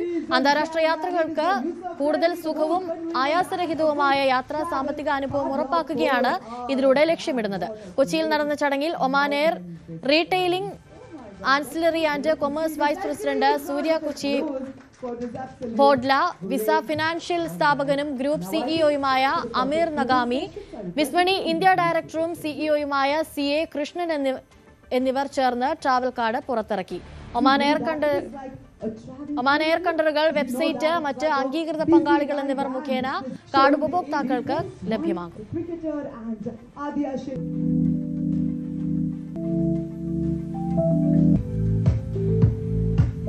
And yes, we started the association together and let us hope. 9 മണി വാർത്തകൾ പൂർണ്ണമാവുകയാണ്. ഇടവേളയ്ക്ക് ശേഷം കാണാം ന്യൂസ് ട്രെൻഡ്സ്.